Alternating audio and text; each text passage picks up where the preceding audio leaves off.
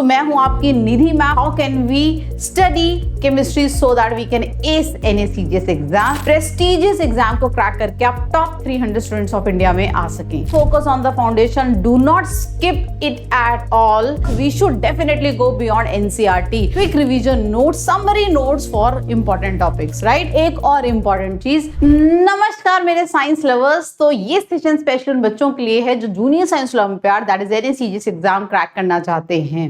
तो मैं हूं आपकी निधि मैम और मैं आपको बताने वाली हूं कि आप किस तरह से केमिस्ट्री पढ़कर जूनियर साइंस एग्जाम में बेस्ट परफॉर्म कर सकते हो इन केमिस्ट्री।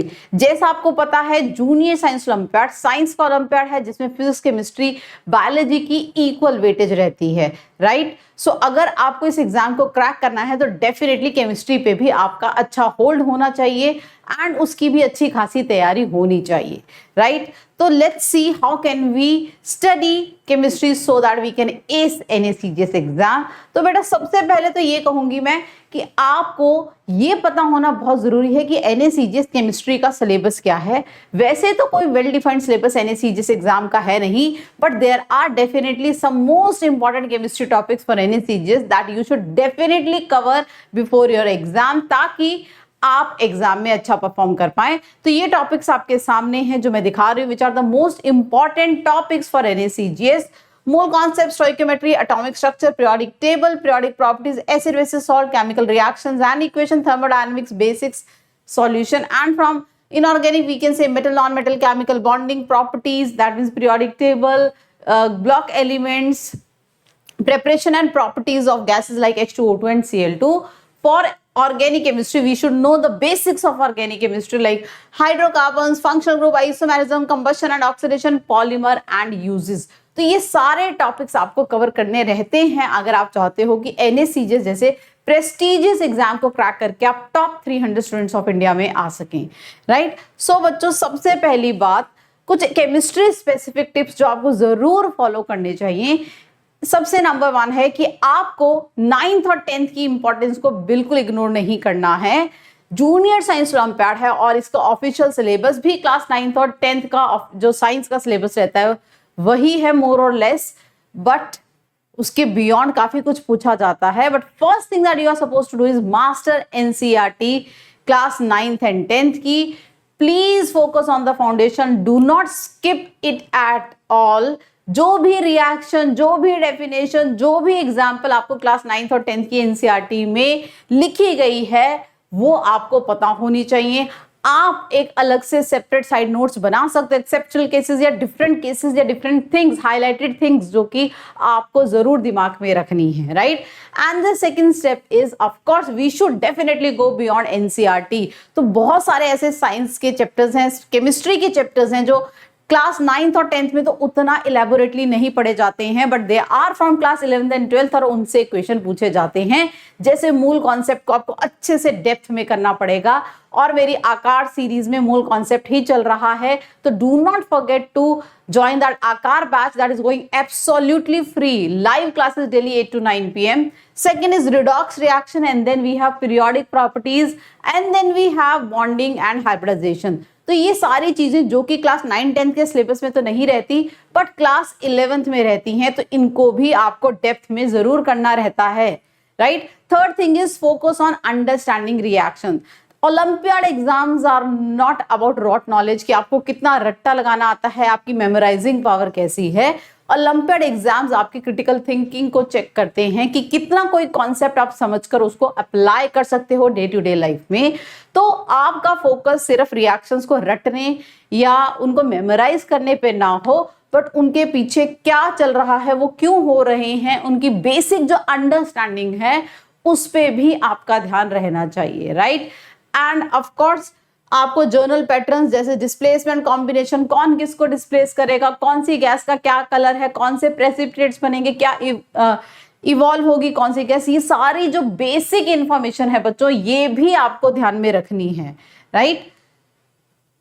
नेक्स्ट इज आपको मैं एडवाइस करूंगी, क्योंकि केमिस्ट्री एक बहुत वास्ट सब्जेक्ट है, बहुत थ्योरी भी है, न्यूमेरिकल भी है, तो आप कुछ पर्टिकुलर चैप्टर्स जो कि इंपॉर्टेंट है NACGS के लिए, उनके लिए अपनी चीट शीट्स बना लो या रिवीजन शीट्स बना लो। A4 साइज एक पेपर लो और उस पे जो मेजॉरिटी वाले जो मेजॉरिटी कॉन्सेप्ट्स या इंपॉर्टेंट फॉर्मूलाज या डेफिनेशन है उस पे लिख लो for one particular chapter. For example, you can create it for periodic trends, important reactions, solubility rules, gas की properties, organic reaction. So ये कुछ ऐसे आइडिया हैं जिनको आप एक A4 साइज शीट पे पूरे को लिख सकते हो और जब भी जरूरत हो तो ये आपके क्विक रिवीजन नोट्स की तरह ऐड करेंगे. सो आई हाईली रेकमेंड. एक तो लिखने से वैसे ही आपकी अंडरस्टैंडिंग बढ़ेगी, आपके दिमाग में चीजें बैठेंगी and you will always have quick revision notes, summary notes for important topics, right?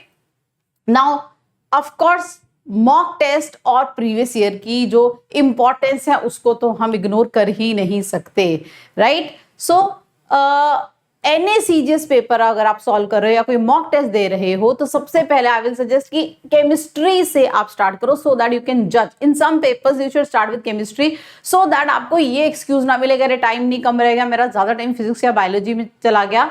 तो ऑलवेज मेक श्योर कि कुछ टेस्ट आप केमिस्ट्री पोर्शन से स्टार्ट करके दें ताकि आपको सफिशिएंट टाइम मिले and after the exam you can analyse कि क्या मेरे पास टाइम जब सफिशिएंट था तब भी मैं उस तरह से परफॉर्म कर पाया हूं या पाई हूं क्वेश्चन में जिस तरह से मुझे करना चाहिए था, right? So analyse the previous year questions, उनमें किस तरह के सवाल, किस लेवल के सवाल पूछे जा रहे हैं.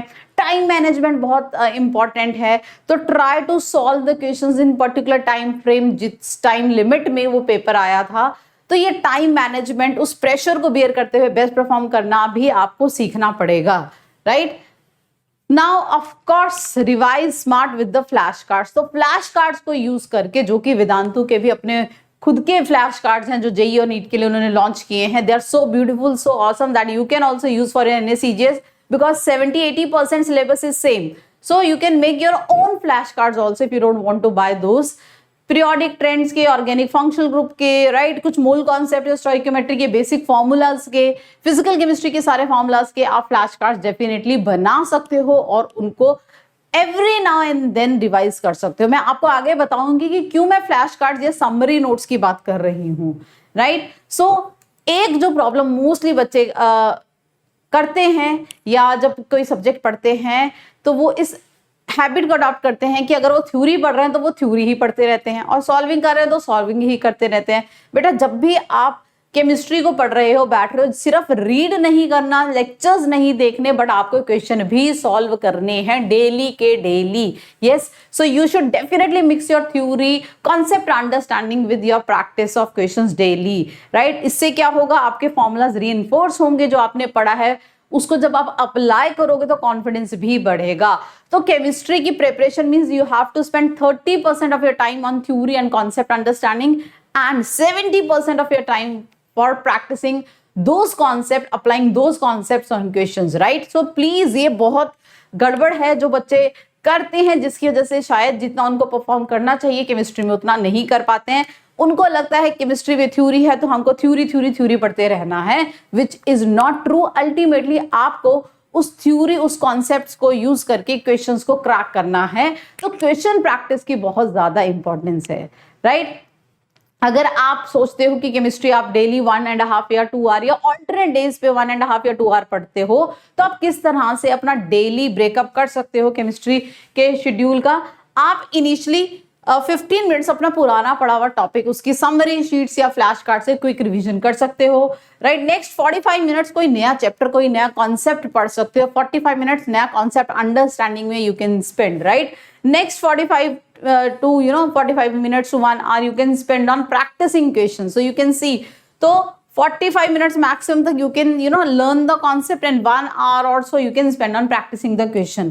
And next जो आपका कुछ समय रहेगा like half an hour, वो जो आपकी मिस्टेक हुई है जब आपने क्वेश्चन प्रैक्टिस किए हैं उनको समझने में कि मैं कहाँ मिस्टेक कर रहा हूँ उस कॉन्सेप्ट में, फॉर्मूला को वापस रिवाइज करने में. And make sure whenever you make some mistake, 2 times, same mistake 2 times if you are making, write it in a mistake log. एक mistake log बना लो separately.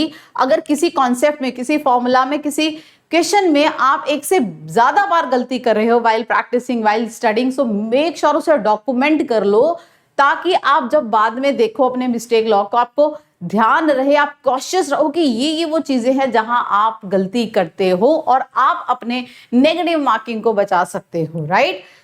So guys, strategy tips क्या हैं chemistry को लेकर? सबसे पहले आपका फोकस होना चाहिए बेसिक्स पे, कॉन्सेप्ट बिल्डिंग पे, ना कि रट्टा मारने पर, ना कि सीधा खुद को रश करने पर, ओलंपियाड लेवल प्रॉब्लम्स पे, राइट। सो मेक श्योर कि आपकी basic understanding of the concept बहुत क्रिस्टल क्लियर है, right. And I will highly advise कि लॉन्ग फॉर्म में आप शॉर्ट्स जो नोट्स है वो ना बनाइए, शॉर्ट नोट्स बनाइए which is easy to revise, quick to revise.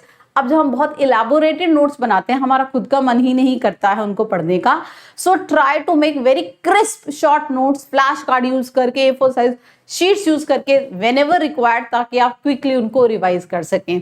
Third जो मैंने चीज बताई दैट इज कि आपको डेली प्रैक्टिस करना है।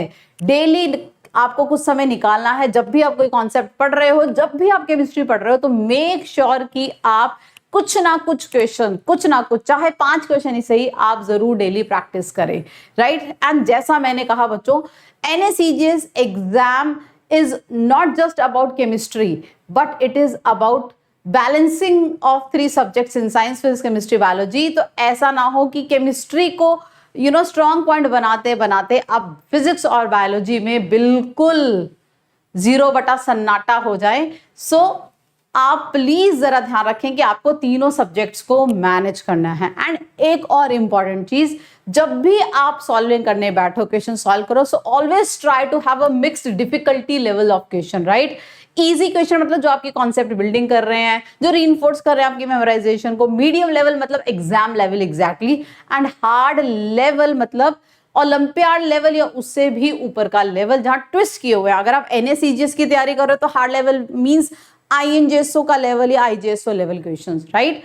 So guys, so whenever you are practicing after completing एक टॉपिक, so make sure करो कि जो आप क्वेश्चन प्रैक्टिस कर रहे हो, हर वैरायटी, हर लेवल के क्वेश्चन प्रैक्टिस करो, ना तो सीधा जंप करो हार्ड पे, ना तो स्किप करो इजी लेवल को। सो आई होप ये सारे टिप्स अगर आप अपनाते हो तो आपकी केमिस्ट्री एकदम भयंकर फोड़ू होने वाली है एंड आप जरूर से सारे क्वेश्चंस को क्रैक कर पाएंगे NACGS केमिस्ट्री एग्जाम के। सो बच्चों, all the best for your preparation and if you are a science olympiad aspirant, do not forget to subscribe this channel, ताकि आपको सारी जानकारी, ज्ञान मिलता है रहे related to science olympiad preparation, NACGS preparation. And do not forget to join our community. This is the QR code for our Telegram channel. Make sure that you are part of this Telegram group. Thank you. Take care. God bless you.